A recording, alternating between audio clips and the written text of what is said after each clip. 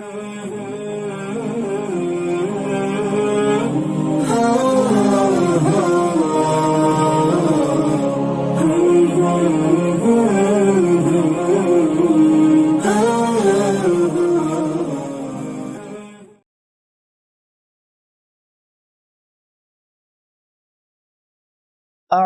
بالله السميع العليم من الشيطان الرجيم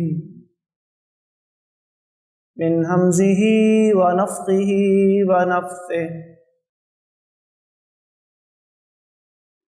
أقم الصلاة لدلوك الشمس إلى غسق الليل وقرآن الفجر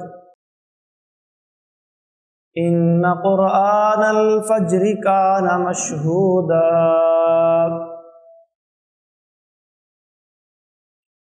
قال النبي صلى الله عليه وآله وسلم يتعاقبون فيكم ملائكة بالليل وملائكة بالنهار ويجتمعون في صلاة الفجر وصلاة العصر ثم يعرج الذين باتوا فيكم فيسألهم ربهم وهو أعلم بهم كيف تركتم عبادي فيقولون تركناهم وهم يصلون وأتيناهم وهم يصلون رواه البخاري ومسلم۔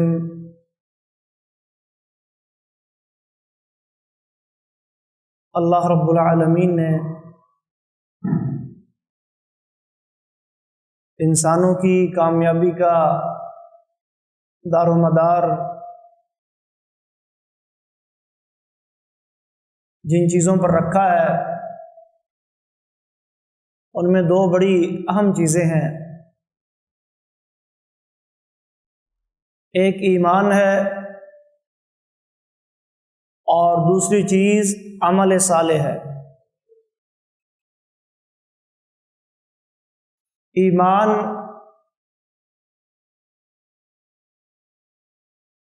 دل کی تصدیق، زبان کے اقرار اور اعمال کی گواہی کو کہتے ہیں۔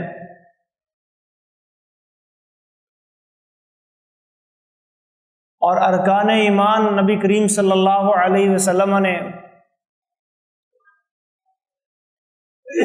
بیان فرمایا کہ وہ 6 ہیں، جیسا کہ مشہور حدیث جسے حدیث جبریل کہا جاتا ہے، صحیح بخاری اور مسلم میں موجود ہے، جس میں حضرت جبریل صحابہ کی مجلس میں انسانی شکل میں آئے اور آپ صلی اللہ علیہ وسلم سے کچھ سوال کیے، پوچھا اسلام کیا ہے؟ فرمایا ان تشہد ان لا الہ الا اللہ وتقیم الصلاۃ وتؤتی الزکاۃ وتصوم رمضان وتحج البیت۔ اسلام کے 5 بنیادی ارکان بیان فرما دیے کہ اللہ کے معبود برحق ہونے کی گواہی دے دو، اور یہ گواہی دے دو کہ محمد صلی اللہ علیہ وسلم اللہ کے رسول ہیں، نماز قائم کرو، زکوٰۃ ادا کرو، رمضان کے روزے رکھو اور بیت اللہ کا حج کرو۔ پوچھا مل ایمان، ایمان کیا ہے؟ فرمایا ان تؤمن باللہ وملائکتہ وکتبہ ورسلہ والیوم الآخر وتؤمن بالقدر خیرہ وشرہ، کہ تم اللہ پر، اللہ کی کتابوں پر، اس کے فرشتوں پر، اس کے رسولوں پر، آخرت کے دن پر اور اچھی بری تقدیر پر ایمان لاؤ۔ یہ 6 ایمان کے بنیادی ارکان بیان فرما دیے۔ تو یہ ایمان ہے۔ اور کامیابی کے لیے دوسری چیز اعمال ہیں، تو یہاں اللہ کے نبی نے اعمال بھی بتا دیے ارکان اسلام کی صورت میں، اور ایمان بھی بتا دیا کہ ایمان کیا ہے۔ اعمال میں محترم بھائیوں سب سے پہلا نمبر اور پہلا درجہ نماز کا آتا ہے۔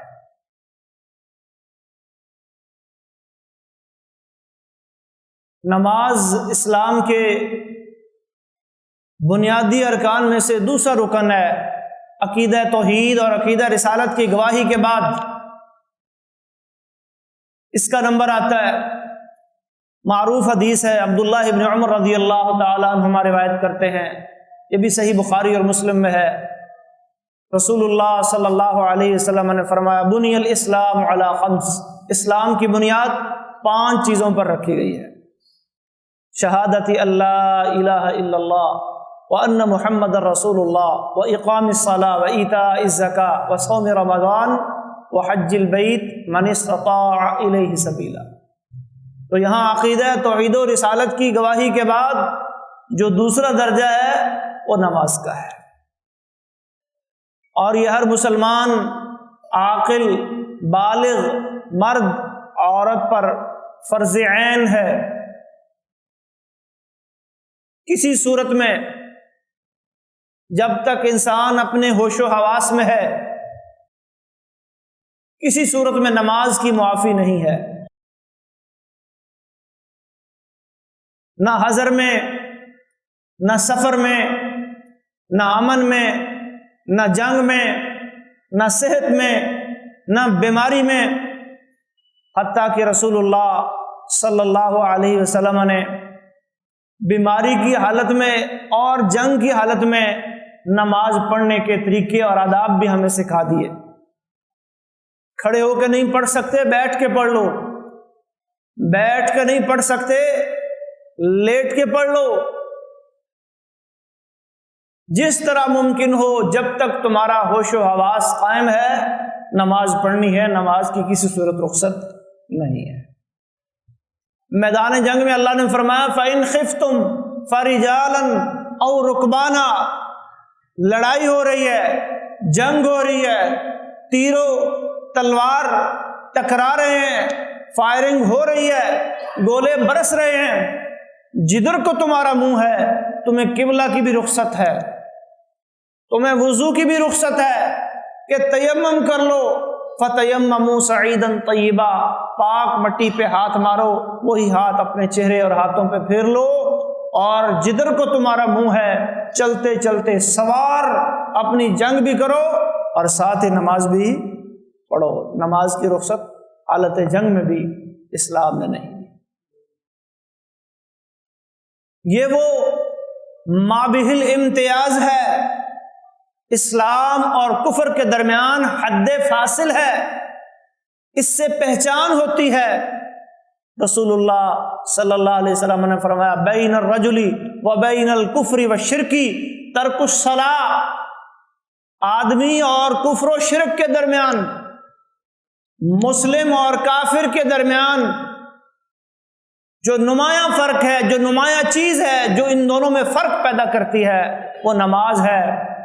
اگر بندہ نماز پڑھ رہا ہے وہ مسلمان ہے، وہ مومن ہے، وہ کلمہ گو ہے، اس کا دعوی اسلام درست ہے، اور اگر وہ نماز نہیں پڑھ رہا تو پھر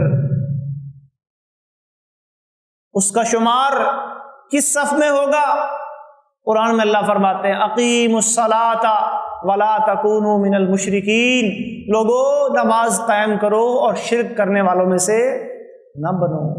یعنی ترک نماز کتنا بڑا جرم ہے، کتنا بڑا گناہ ہے کہ یہ انسان کو کفر و شرک کی باؤنڈری اور کفر و شرک کی سرحد پہ لے جاتا ہے یہ عمل۔ اللہ رب العالمین نے قرآن مجید میں جہاں نماز کا حکم دیا وہاں اس کی حفاظت کا بھی حکم دیا۔ فرمایا حافظوا علی الصلوات، نمازوں کی حفاظت کرو۔ سورہ بقرہ کی آیت ہے، حافظو محافظت، نگہداشت۔ اور سورہ مومنون میں فرمایا والذین هم علی صلاتهم یحافظون، کامیاب لوگ کون ہیں؟ قد افلح المؤمنون، بات یہاں سے شروع کی، مومن کامیاب ہو گئے۔ الذین هم فی صلاتهم خاشعون، جو اپنی نمازوں میں عاجزی کرنے والے ہیں۔ پھر ان کے اوصاف گنواتے گنواتے آخر میں اللہ نے کیا فرمایا؟ والذین هم علی صلاتهم یحافظون، کامیاب لوگوں کی ایک نشانی یہ بھی ہے وہ نمازوں کی حفاظت کرنے والے ہیں۔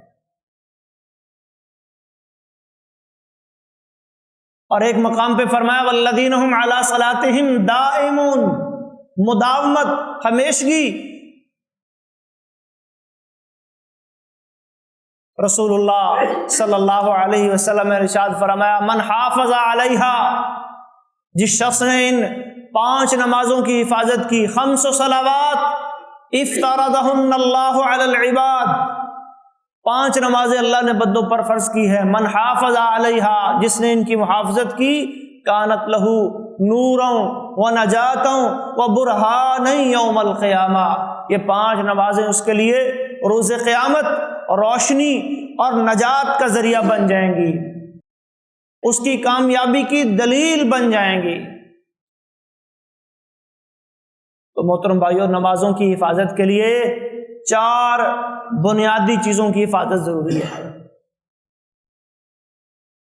نمبر 1، اللہ نے 5 نمازیں فرض کی ہیں،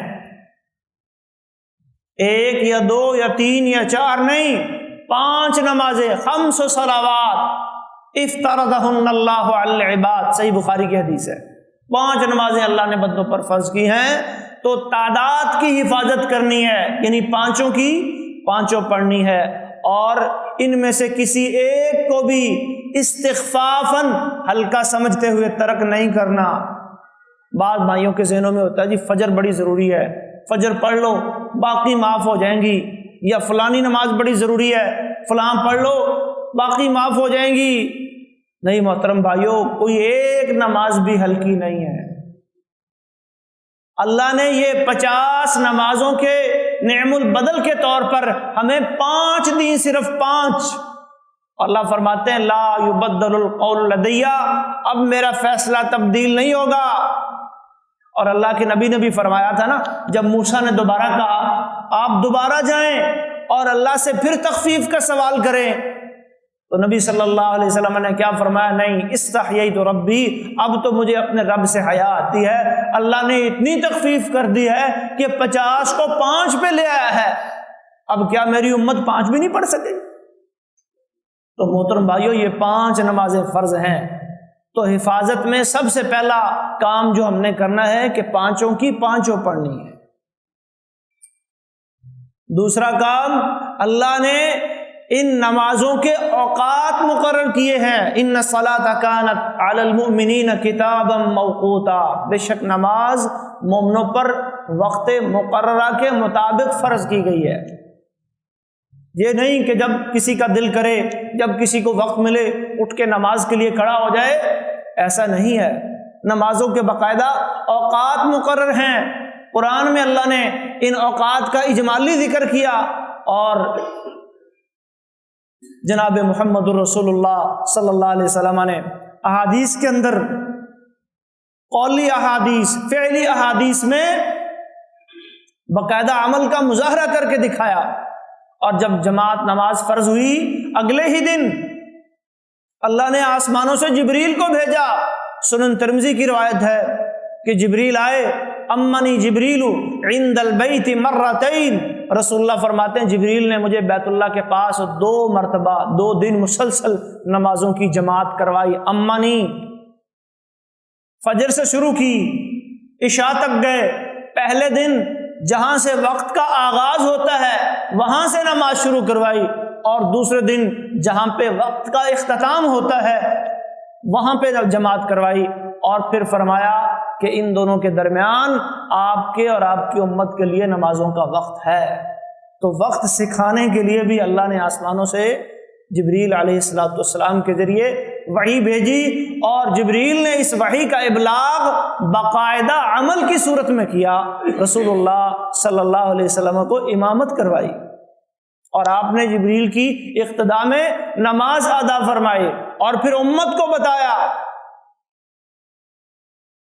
تو وقت کی حفاظت، عبداللہ ابن مسعود رضی اللہ تعالی عنہ روایت کرتے ہیں، میں نے رسول اللہ صلی اللہ علیہ وسلم سے پوچھا ای الاعمال افضل، صحیح بخاری کی حدیث ہے، رسول اللہ بتائیں سب سے افضل عمل کون سا ہے؟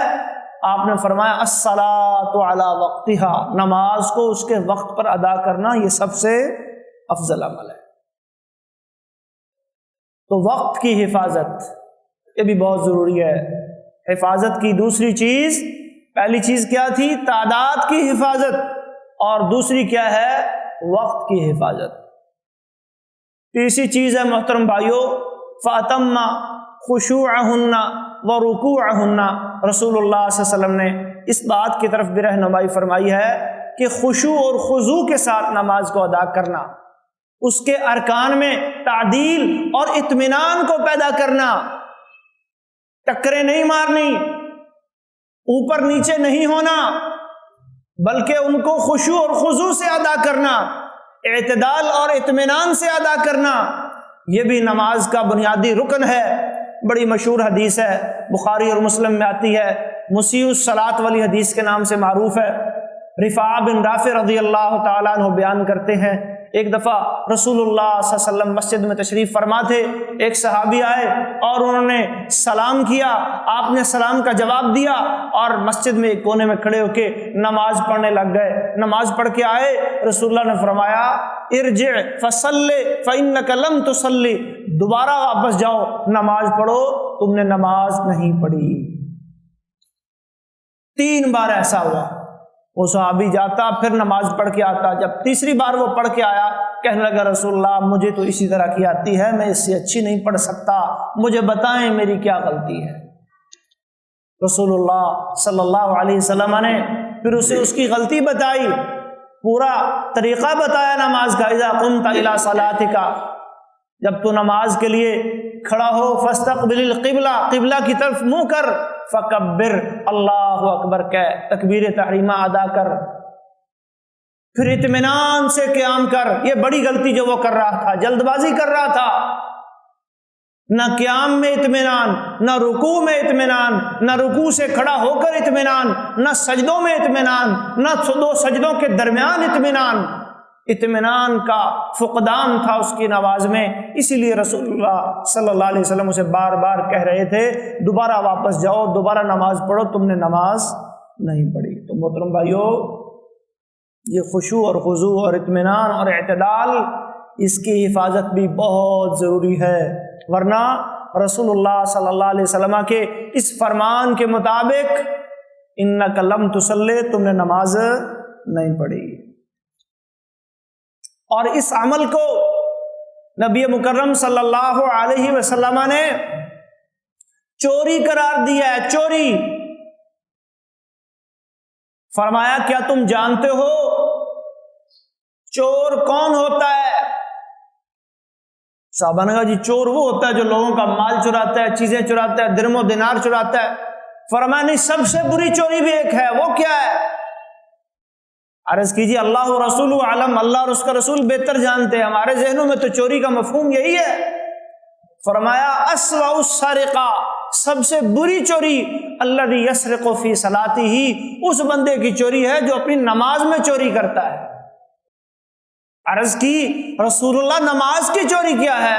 فرمایا نماز کی چوری یہ ہے لا یتم رکوعها ولا سجودها، بندہ نماز تو پڑھ رہا ہے لیکن نہ رکوع صحیح طریقے سے کر رہا ہے، نہ سجدہ صحیح طریقے سے کر رہا ہے، نہ قیام صحیح طریقے سے کر رہا ہے، یہ نماز کا چور ہے اور یہ سب سے بری چوری ہے۔ تو نماز کے چور مت بنے، نماز کے چور مت بنے، اعتدال اور اطمینان کے ساتھ نماز پڑھیں، تسلی کے ساتھ نماز پڑھیں۔ بعض لوگوں کو فکر ہوتی ہے وہ جی ہم نے ظہر کی 12 رکعات پوری کرنی ہے، عشاء کی جو ہے وہ ہم نے اتنی جیسے بنائی ہوئی لوگوں نے 17 رکعتیں پوری کرنی ہے، تو 17 رکعتیں اگر اتنے اطمینان سے پڑھنے لگیں گے تو بڑا ٹائم لگ جائے گا۔ بھائی آپ نہ پڑھیں، سترہ رکھتے ہیں۔ فرائض کو آپ اطمینان اور اعتدال سے پڑھ لیں۔ اگر فرائض میں ہی آپ نے چوری کر لی، فرائض میں ہی آپ نے کوتاہی کر لی، تو آپ کے فرض ہی قبول نہ ہوئے تو اتنی تعداد کو اللہ نے کیا کرنا ہے؟ اول تو یہ 17 ہے بھی نہیں، اور ثانیاً اس 17 کے چکر میں پھر سپیڈ اتنی لگائی جاتی ہے، والعیاذ باللہ۔ اللہ اکبر، اللہ اکبر، سمیع اللہ لمن حمدہ، اللہ اکبر۔ آپ کس کے سامنے کھڑے ہیں؟ اللہ رب العالمین کے سامنے کھڑے ہیں۔ انما یناجی ربہ، رسول اللہ فرما رہے ہیں بندہ اپنے رب سے سرگوشیاں۔ بھائی رب سے سرگوشیاں کیسے ہو رہی ہیں؟ کیا انداز ہے رب العالمین سے گفتگو کرنے کا، بات کرنے کا؟ تو تیسری حفاظت محترم بھائیوں ہم نے کس بات کی کرنی ہے کہ اپنی نماز میں اعتدال اور اطمینان پیدا کرنا ہے، خشوع اور خضوع پیدا کرنا ہے۔ اور چوتھی چیز ہے محترم بھائیوں، نماز کے طریقے کی حفاظت، نماز کے طریقے کی حفاظت۔ صحیح بخاری کی حدیث ہے، رسول اللہ صلی اللہ علیہ وسلم نے ارشاد فرمایا، صلو کما رأیتمونی اصلی، نماز ایسے پڑھو جیسے تم نے مجھے پڑھتے ہوئے دیکھا ہے۔ ہم میں سے ہر شخص کی یہ کوشش ہونی چاہیے کہ میرا طریقہ نماز رسول اللہ صلی اللہ علیہ وسلم کے طریقہ نماز کے عین مطابق ہو، اس میں کوئی کمی نہ رہ جائے، اس میں کوئی اپنی طرف سے اضافہ نہ کر لوں۔ یہ چوتھی حفاظت نماز کے حوالے سے، حافظوا علی الصلوات، اور یہ اللہ کا حکم ہے، نماز اقیمو پڑھنی بھی ہے اور پھر اس کی حفاظت بھی کرنی ہے۔ اور مردوں کے لیے حفاظت کا ایک 5واں اصول بھی اللہ نے بیان فرمایا، عورتوں کے لیے نہیں، عورتوں کے لیے تو یہ 4 ہیں، خواتین کے لیے یہ 4 احکام نماز کی حفاظت کے لیے ضروری ہیں۔ ان کی تعداد کی حفاظت کرنی ہے، ان کے اوقات کی حفاظت کرنی ہے، خشوع خضوع اور اعتدال کی حفاظت کرنی ہے، اور رسول اللہ صلی اللہ علیہ وسلم والا طریقہ اپنانا ہے۔ اور مسلمان عاقل بالغ مرد کے لیے ایک 5ویں حفاظت بھی اللہ کے نبی نے اور اللہ تبارک و تعالیٰ نے بیان فرمائی ہے، وہ کیا ہے؟ وَأَقِيمُوا الصَّلَاةَ وَآتُوا الزَّكَاةَ وَارْكَعُوا مَعَ الرَّاكِعِينَ، نماز قائم کرو اور زکوٰۃ ادا کرو اور رکوع کرو رکوع کرنے والوں کے ساتھ، یعنی نماز باجماعت ادا کرنی ہے، نماز کو جماعت کے ساتھ پڑھنا ہے، یہ بھی ضروری ہے۔ اور بغیر کسی عذر کے نماز کو جماعت کے ساتھ ادا نہ کرنے والا یہ کوتاہی کا مرتکب ہو رہا ہے۔ رسول اللہ صلی اللہ علیہ وسلم نے صحیح بخاری کے ایک حدیث میں بڑی شدید وعید بیان فرمائی ہے، فرمایا میرا دل کرتا ہے کہ میں نماز کے لیے اذان دلواؤں، لوگ آ جائیں، اکٹھے ہو جائیں، پھر میں کچھ نوجوانوں کو حکم دوں کہ جاؤ ایندھن اور لکڑیاں اکٹھی کر کے لاؤ، وہ نوجوان ایندھن اور لکڑیاں اکٹھی کر لائیں، اور میں کسی آدمی کو مصلی پہ امامت کے لیے کھڑا کر دوں اور وہ لوگوں کو جماعت کروائے، ثم اخالف الى بیوت رجال لا یشہدون الصلاۃ، اور پھر میں ان گھروں میں جاؤں، ان مردوں کے پیچھے جاؤں جو نماز میں جماعت کے ساتھ شریک نہیں ہوتے، فاحرق علیہم بیوتہم، میرا دل کرتا ہے کہ ان کے گھر جا کے جلا دوں۔ اتنی شدید وعید رسول اللہ صلی اللہ علیہ وسلم نے جماعت کے بارے میں بیان فرمائی۔ تو محترم بھائیوں، مردوں کے لیے، عورتیں بھی رسول اللہ صلی اللہ علیہ وسلم کے زمانے میں باجماعت نماز میں شریک ہونے کے لیے آ جاتی تھی، لیکن ان کے لیے مستحب ہے، مسنون ہے۔ لیکن مردوں کے لیے یہ فرض ہے۔ کئی لوگ کہتے ہیں جی جماعت سنت مؤکدہ ہے، نہیں، جماعت فرض ہے، اور بغیر کسی عذر کے جماعت کو چھوڑنا یہ درست عمل نہیں ہے۔ بے شمار احادیث میں رسول اللہ صلی اللہ علیہ وسلم نے اس کے بارے میں وعیدیں بیان فرمائی ہیں کہ جمعہ اور جماعت کو چھوڑنے والا اللہ اس کے دل پر مہر لگا دیتا ہے، شیطان ایسے لوگوں پر اپنا قبضہ جما لیتا ہے۔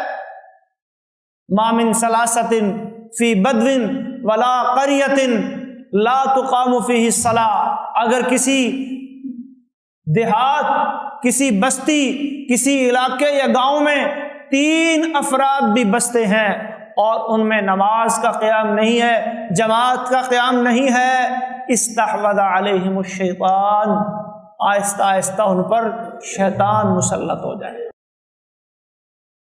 شیطان اپنا قبضہ جما لے گا ایسے افراد کے اوپر۔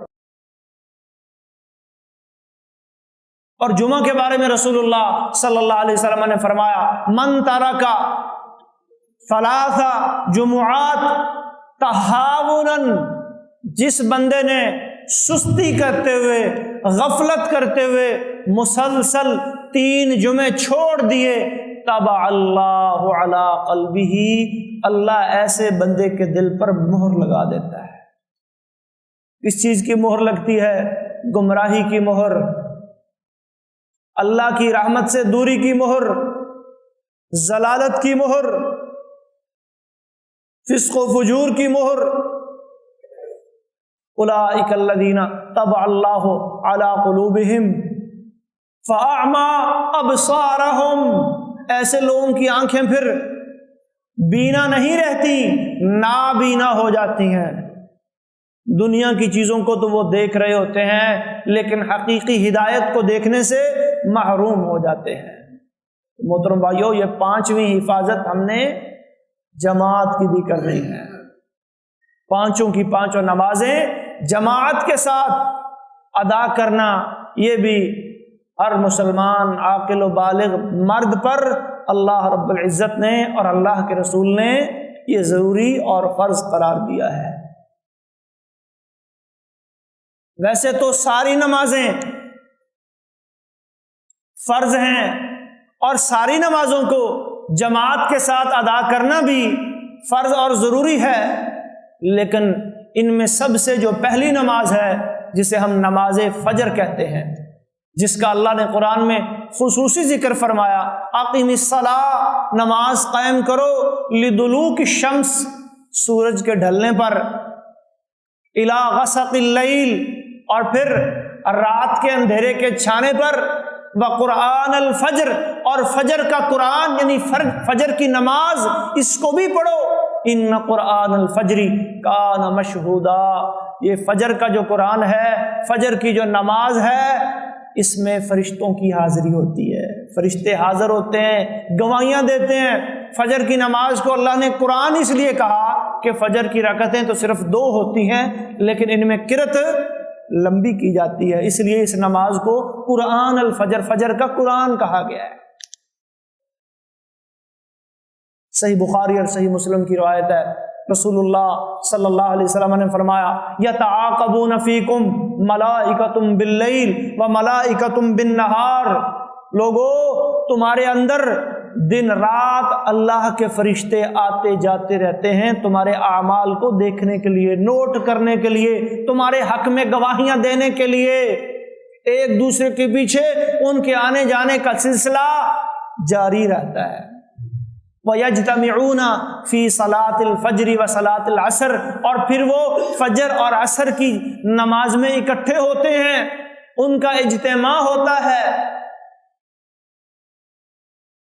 جو فجر میں آئے ہوتے ہیں وہ عصر کو اوپر چلے جاتے ہیں، اور جو عصر کو آتے ہیں وہ پھر اگلے دن فجر کو اوپر چلے جاتے ہیں۔ ثُمَّ يَعْرُجُ الَّذِينَ بَاتُوا فِيكُمْ، پھر وہ فرشتے جو فجر کے وقت اوپر جاتے ہیں اور جنہوں نے تمہارے اندر رات گزاری، یسألہم ربہم، ان کا رب ان سے پوچھتا ہے، وَهُوَ أَعْلَمُ بِهِمْ، حالانکہ رب العالمین کو پوچھنے کی ضرورت نہیں، وہ زیادہ جانتا ہے۔ وہ کیوں پوچھتا ہے؟ یباہی بکم الملائکہ، فرشتوں کے سامنے تم پر فخر کرنے کے لیے، کیف ترکتم عبادی، اے فرشتو میرے بندوں کو کس حال میں چھوڑ کے آئے ہو، کیا کر رہے تھے؟ تو جو لوگ فجر کی نماز میں جماعت کے ساتھ شریک ہوتے ہیں ان کے بارے میں فرشتے کیا گواہیاں دیتے ہیں؟ اللہ کے سامنے کیا عرضیاں پیش کرتے ہیں؟ ترکناہم وہم یصلون، اللہ ہم انہیں چھوڑ کے آئے فجر کے وقت نماز پڑھ رہے تھے، وآتیناہم وہم یصلون، اور جب ہم کل عصر کے وقت ان کے پاس گئے تھے تب بھی وہ کیا کر رہے تھے؟ نماز پڑھ رہے تھے۔ کون گواہیاں دے رہا ہے جی؟ رب العالمین کے فرشتے آپ کے حق میں گواہیاں دے رہے ہیں، جو لوگ فجر کی نماز باجماعت میں شریک ہوتے ہیں۔ دیکھیں نا، اللہ نے فجر کی اذان میں کتنا ایک پیارا جملہ اپنے نبی کو سکھایا، الصلاۃ خیر من النوم۔ بعض لوگ کہتے ہیں، بلکہ یہ بات مشہور ہے کہ جی یہ اضافہ حضرت عمر نے کیا تھا۔ بھئی یہ غلط بات ہے۔ الصلاۃ خیر من النوم، حضرت عمر اللہ کے رسول کے جلیل القدر صحابی ہیں، لیکن اسلام یا شریعت ان کو بھی یہ حق نہیں دیتا کہ وہ شرعی اعمال کے اندر اذان ایک عبادت ہے، ایک شرعی عمل ہے، اس میں کسی قسم کا رد و بدل کرنے کا اختیار کسی صحابی کو بھی حاصل نہیں ہے۔ تو یہ ایک غلط بات مشہور کر دی گئی کہ جی یہ اضافہ حضرت عمر نے کیا۔ سنن ابی داؤد میں صحیح حدیث ہے ابو محذورہ رضی اللہ تعالی عنہ کی کہ ان کو رسول اللہ صلی اللہ علیہ وسلم نے خود اذان سکھائی۔ ابو محذورہ رضی اللہ تعالیٰ عنہ کو رسول اللہ نے علمنی سنت الاذان، اذان کا طریقہ مجھے اللہ کے نبی نے سکھایا، اور پھر ساتھ یہ بھی سکھایا کہ جب فجر کی اذان دو تو حی علی الفلاح کے بعد تم نے الصلاۃ خیر من النوم بھی کہنا ہے۔ تو عام طور پر یہ مشہور کر دیا گیا کہ جی یہ حضرت عمر نے جو ہے وہ اس کا اضافہ کروایا۔ نہیں، حضرت عمر نے اس کا اضافہ نہیں کروایا۔ الصلاۃ خیر من النوم، کیا مطلب ہے اس کا؟ بھائی نماز نیند سے بہتر ہے۔ جس نیند میں تم محو ہو اس سے بہتر نماز ہے۔ 2 دفعہ مؤذن پکارتا ہے، الصلاۃ خیر من النوم، الصلاۃ خیر من النوم، نماز نیند سے بہتر ہے، نماز نیند سے بہتر ہے۔ تو اللہ کے وہ خوش نصیب بندے جنہیں اللہ توفیق دیتا ہے وہ اٹھتے ہیں اور اللہ فرماتے ہیں والذین جاہدوا فینا لنہدینہم سبلنا، جو ہم تک پہنچنے کی کوشش کرتے ہیں، جو نیک اعمال بجا لانے کے لیے مصروف عمل رہتے ہیں، ہم پھر انہیں اٹھا بھی دیتے ہیں، انہیں توفیق بھی دے دیتے ہیں۔ کئی لوگ کہتے ہیں جی آنکھ نہیں کھلتی، کیا کریں؟ بھائی عزم کر لیں، ارادہ کر لیں، نیت کر لیں، کسی کی ڈیوٹی لگا دیں، ذمہ داری لگا دیں، الارم لگا لیں۔ 20 راستے ہیں آپ کے پاس نماز کے لیے اٹھنے کے واسطے، اور اگر آپ مسنون طریقے کے مطابق رات کو عشاء کی نماز پڑھنے کے بعد اپنی خوابگاہ میں جائیں اور اذکار کر کے سو جائیں، اپنی نیند پوری کریں، تو انشاءاللہ یقیناً صبح فجر کے وقت آپ کی آنکھ کھلے گی۔ یہ بھی رسول اللہ صلی اللہ علیہ وسلم کی سنت ہے، کانا یکرہ النوم قبل العشاء، کہ عشاء کی نماز سے پہلے آپ سونے کو ناپسند فرماتے تھے، والحدیث بعدہا، اور عشاء کے بعد گپ شپ کرنا، فضول ٹائم پاس کرنا، ایسے فضولیات میں الجھے رہنا، آدھی آدھی رات تک جناب صاحب موبائل اور نیٹ کھول کے بیٹھے رہنا، یہ خلاف سنت عمل ہے، اللہ کے نبی کو پسند نہیں تھا۔ جب رات ہم آدھی آدھی رات تک اس طرح کے کاموں مشغول رہیں گے تو بھائیو پھر فجر کے وقت ہماری آنکھ کیسے کھلے گی؟ اگر مسنون طریقے کے مطابق ہم سونا شروع کر دیں گے کہ عشاء کی نماز ادا کی، ہاں اگر کوئی ضروری بات ہے، کوئی مطلب کھانے پینے کی حاجت ہو رہی ہے، کوئی اور مسئلہ ہے، کوئی کام ہے، کوئی دینی مجلس ہے، کوئی دینی مسائل سیکھنے کی بات ہے، وہ بھی تھوڑے وقت کے لیے پھر آپ اپنے خوابگاہ میں جائیں اور سونے کی کوشش کریں، سو جائیں، تاکہ آپ صبح فجر کے لیے وقت پر بیدار ہو سکیں۔ اور پھر یہ نیند کی قربانی یہ کوئی گھاٹے کا سودا نہیں ہے محترم بھائیو۔ رسول اللہ صلی اللہ علیہ وسلم نے ارشاد فرمایا کہ جو بندہ اللہ کی خاطر من ترک شیئا اتقاء للہ، اللہ سے ڈرتے ہوئے، اللہ کی رضا اور خوشنودی حاصل کرنے کی خاطر اگر آپ اپنی میٹھی نیند کو قربان کر دیتے ہیں، اٹھ کر وضو کر کے مسجد میں آ جاتے ہیں، رسول اللہ صلی اللہ علیہ وسلم نے فرمایا عوضہ اللہ خیرا منہ، اللہ اس کا بہترین متبادل نعم البدل آپ کو عطا فرماتا ہے۔ نیند انسان راحت کے لیے کرتا ہے نا، سکون کے لیے کرتا ہے، فریش ہونے کے لیے کرتا ہے۔ تو یہ اللہ کے نبی وعدہ فرما رہے ہیں کہ اللہ کی خاطر اٹھ کے آپ آ جائیں، آپ کی طبیعت میں سکون، راحت، اطمینان، اور آپ کی طبیعت کو فریش کرنا میرے اللہ کا کام ہے۔ اور صحیح بخاری کی وہ حدیث ضرور ذہن میں رکھیں، رسول اللہ صلی اللہ علیہ وسلم نے فرمایا یعقد الشیطان علی رأس قافیۃ کل احدکم، جب انسان اپنی خوابگاہ میں جا کے سونے کا ارادہ کرتا ہے، سو جاتا ہے، تو شیطان ہر بندے کے سر کے پچھلے حصے پر ثلاث عقد، 3 گرہیں لگاتا ہے۔ کتنی گرہیں لگاتا ہے؟ کتنی گانٹھیں باندھتا ہے؟ 3 گانٹھیں، وہ ایک گانٹھ باندھتا ہے۔ ایک گانٹھیں باندھ کر پھونکنا یہ شیطانوں جادوگروں کا کام ہوتا ہے نا جی۔ من شر النفاثات فی العقد، سورہ فلق میں اللہ نے ایسے جادوگروں اور شیطانوں کے شر سے پناہ مانگنے کا حکم دیا ہے۔ تو وہ شیطان 3 گرے لگاتا ہے، وَيَضْرِبُ عَلَى كُلِّ عُقْدَةٍ، ہر گرہ لگاتے ہوئے وہ یہ پھونکتا ہے، وہ یہ پڑھتا ہے عَلَيْكَ لَيْلٌ طَوِيلٌ فَارْقُدْ، لمبی رات ہے بھائی، سو جا مزے سے۔ اور آپ کو غفلت کی نیند وہ سلانے کی کوشش کرتا ہے، فَإِنِ اسْتَيْقَظَ، لیکن اللہ کا بندہ اگر صبح فجر کے وقت بیدار ہو جائے، وَذَكَرَ اللَّهَ، اور اٹھ کے اللہ کا ذکر کر لے، دعا پڑھ لے، اللہ کا نام لے لے، انحلت عقدہ، ایک گانٹھ، ایک گرہ کھل جاتی۔ وَإِن تَوَضَّأَ، اور وضو کر لے، انحلت عقدہ، دوسری گانٹھ بھی کھل گئی۔ اور جب نماز پڑھ لیتا ہے تو تیسری گانٹھ بھی کھل گئی۔ فَأَصْبَحَ نَشِيطًا طَيِّبَ النَّفْسِ، بندے کی صبح کس حال میں ہوتی ہے؟ بندہ چست، چالاک، چاق و چوبند، طیب النفس، دل بھی پاک، روح بھی پاک، بدن بھی پاک، دماغ بھی خوشگوار۔ یہ دیکھو اللہ کے نبی گارنٹی دے رہے ہیں۔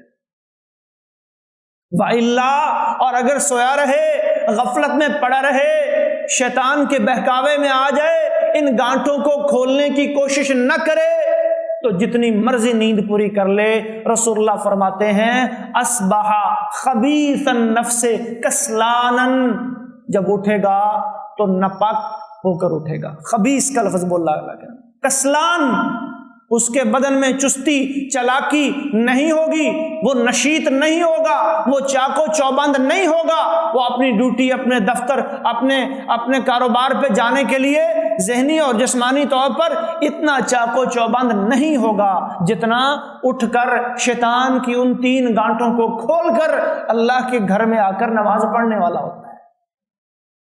تو اللہ کی خاطر اگر آپ اپنی اس میٹھی نیند کو قربان کر دیں گے تو رسول اللہ صلی اللہ علیہ وسلم فرماتے ہیں اللہ کا وعدہ ہے اللہ آپ کی ساری سستیاں دور کر دے گا۔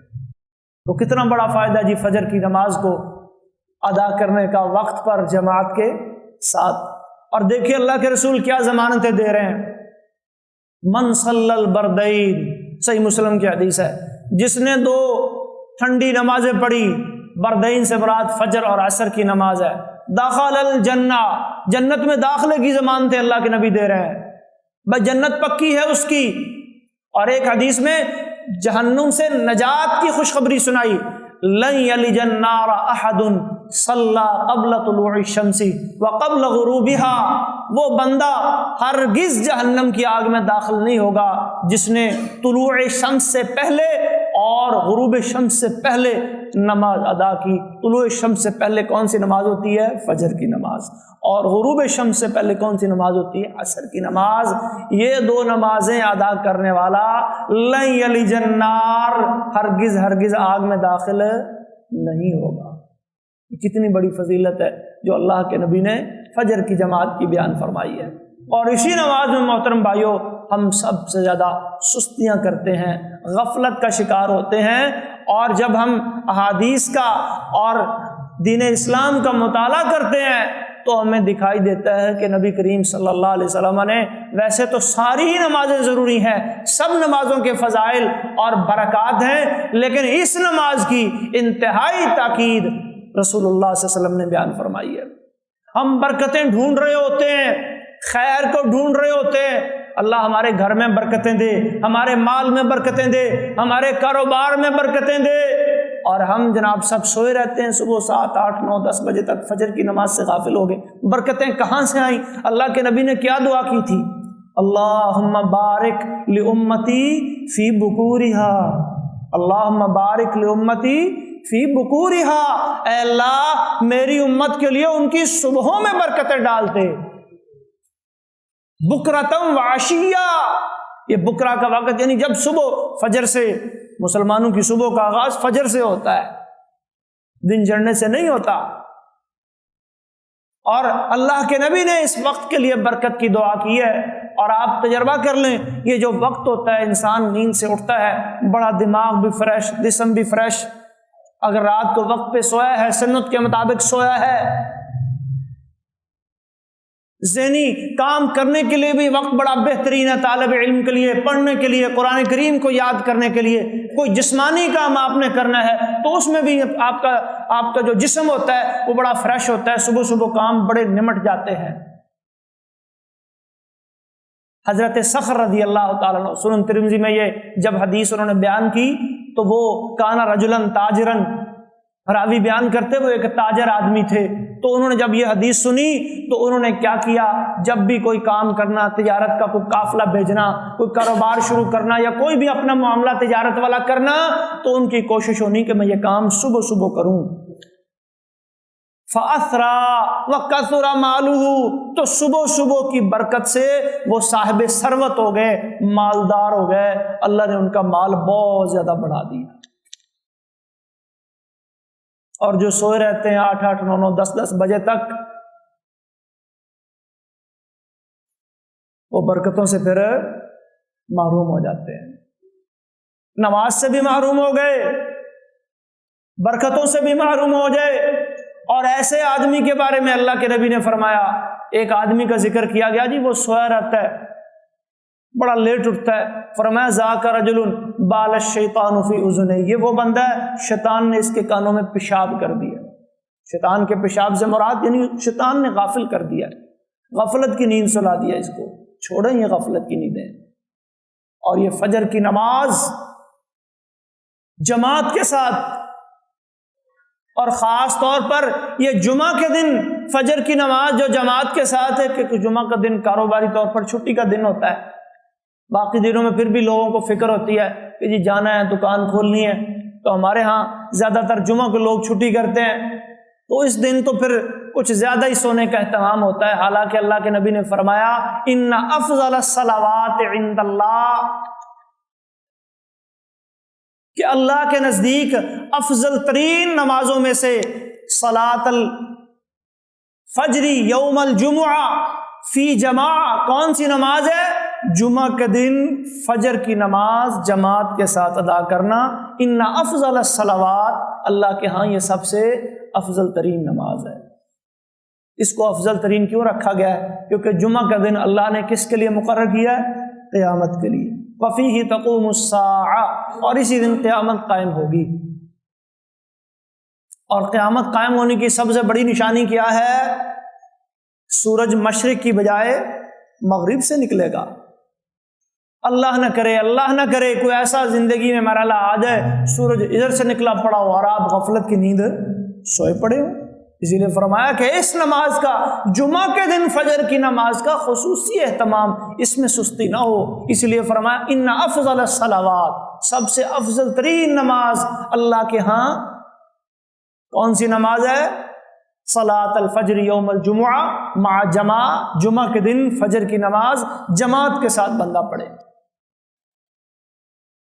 بڑی تاکید ہے یہ محترم بھائیوں اس نماز کی۔ تمام نمازوں کے بارے میں نبی کریم صلی اللہ علیہ وسلم نے حکم دیا ہے کہ ان کو جماعت کے ساتھ ادا کیا جائے، لیکن فجر کی جماعت، فجر کی نماز فرائض تو فرائض، اس کی سنتوں کے بارے میں اللہ کے نبی نے کیا فرمایا وہ سنیں۔ فرمایا رکعت الفجر خیر من الدنیا وما فیہا۔ یہ فجر کے فرائض کی بات نہیں ہو رہی، فجر کی سنتوں کی بات ہو رہی ہے۔ فجر کی 2 رکعتیں، فجر کی 2 سنتیں، یہ فجر کی سنتیں اللہ کے نبی نہیں چھوڑتے تھے۔ یہ سفر میں بھی آپ نے پڑھی ہیں، 2 چیزیں ایسی ہیں جو سفر میں اللہ کے نبی نہیں چھوڑتے تھے، ویسے تمام نوافل چھوڑ دیتے تھے، ظہر کے سنتے نفل چھوڑ دیے، عصر کے، مغرب کے، عشاء کے، لیکن فجر کی 2 سنتیں یہ فجر میں بھی سفر میں بھی معاف نہیں ہے۔ اور اسی طرح وطر اللہ کے نبی عشاء کے جو وطر ہوتے ہیں عشاء کے بعد پڑھے جاتے ہیں، یہ نبی صلی اللہ علیہ وسلم سفر میں بھی ان کا اہتمام کرتے تھے۔ تو فجر کی 2 رکعتوں کے بارے میں فرمایا رکعت الفجر خیر من الدنیا وما فیہا، فجر کی 2 رکعتیں دنیا سے اور دنیا کے سارے ساز و سامان سے، یہ فجر کی 2 سنتیں بہتر ہیں۔ فجر کی 2 سنتیں ایک طرف اور ساری دنیا کا ساز و سامان ایک طرف، یہ زیادہ قیمتی ہے، ان کو ضائع مت کریں۔ اگر فجر کی 2 سنتوں کا یہ معاملہ ہے تو فجر کے فرضوں کا کیا مقام ہوگا؟ اگر فجر کی 2 سنتوں کے بارے میں اللہ کے نبی فرما رہے ہیں کہ یہ دنیا اور دنیا کے سارے ساز و سامان سے بہتر ہیں، تو پھر فجر کے فرائض کی کیا شان ہوگی؟ اور جو بندہ ان کو ادا کرنے میں کوتاہی کرتا ہے، غفلت اور سستی کرتا ہے، اس کے لیے پھر کیا وعید ہوگی، اس کا کیا ٹھکانہ ہوگا؟ اللہ اکبر۔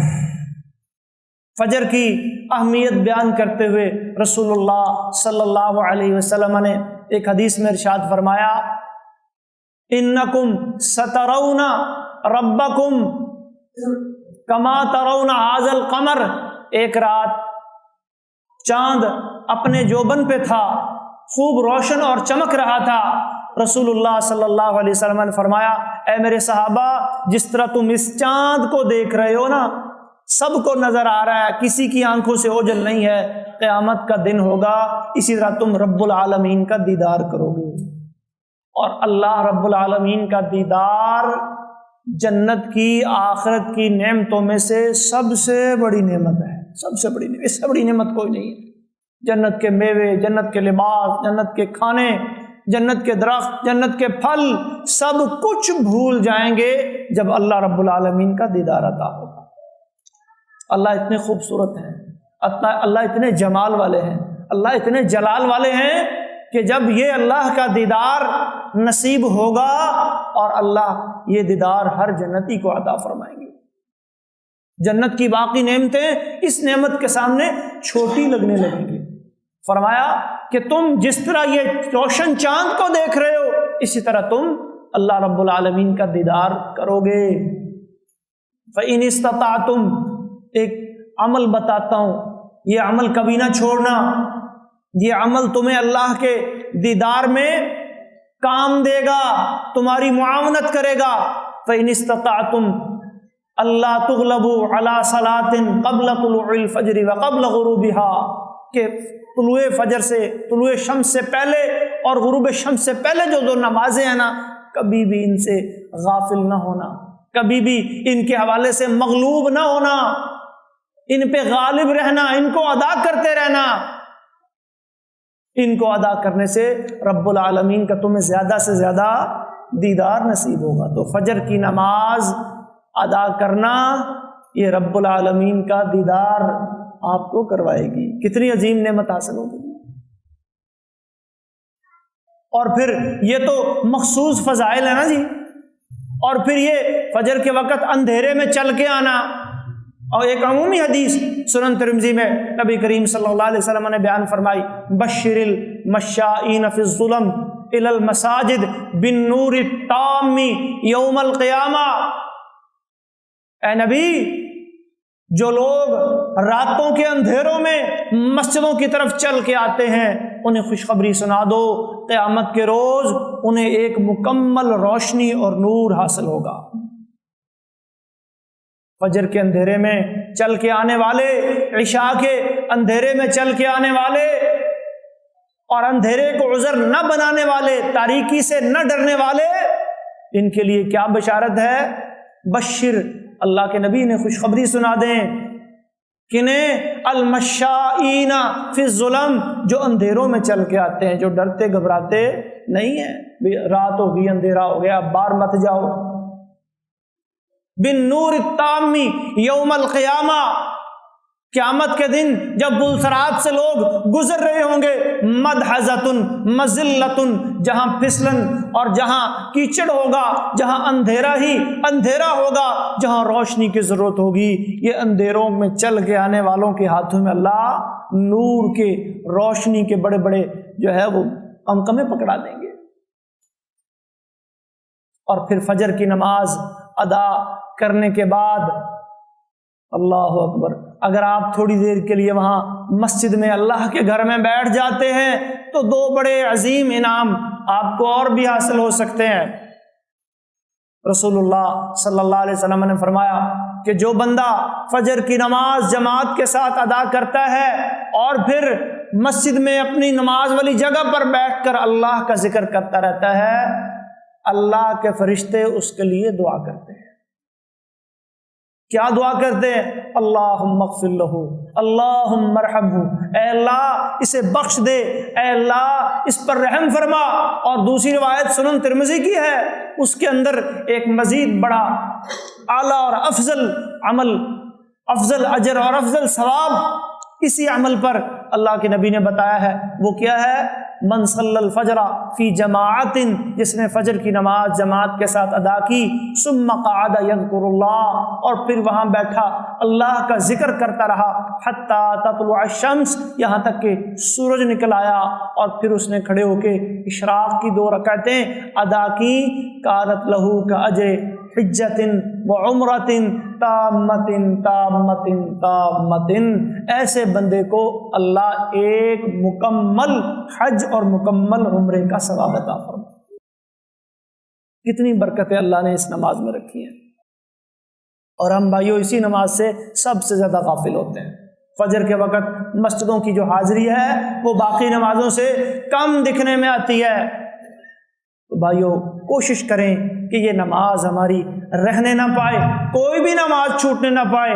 اور قیامت کے دن کے سوالوں میں سے سب سے پہلا سوال بھائیوں نماز کا ہے۔ ان اول ما يحاسب به العبد یوم القیامت من اعماله الصلاۃ، اللہ کے نبی نے بھی ایمان اور عقیدے کے بعد سب سے افضل ترین عمل نماز کو ہی بتایا ہے۔ اور قیامت کے دن جو حساب و کتاب اور سوال و جواب کی ترتیب ہے، اس ترتیب میں بھی عقیدے اور ایمان کے بعد سب سے پہلا سوال نماز کا ہی ہے۔ تو اپنی نمازوں کی طرف توجہ دیں، خاص طور پر فجر کی نماز، اور یہ حفاظت کے حوالے سے 5 چیزیں جو میں نے آپ کو بتائی ہیں، ان کی تعداد کی حفاظت کریں، ان کے وقت کی حفاظت کریں، ان کے خشوع اور خضوع کی حفاظت کریں، نبی صلی اللہ علیہ وسلم کے طریقے کے مطابق پڑھنے کی حفاظت کریں، اور پھر ان کو باجماعت ادا کرنے کی جو ہے وہ حفاظت کریں۔ اللہ رب العالمین ہم سب کو تمام نمازیں باجماعت ادا کرنے کی توفیق عطا فرمائے، ہماری کمیاں کوتاہیاں اللہ رب العالمین دور فرمائے۔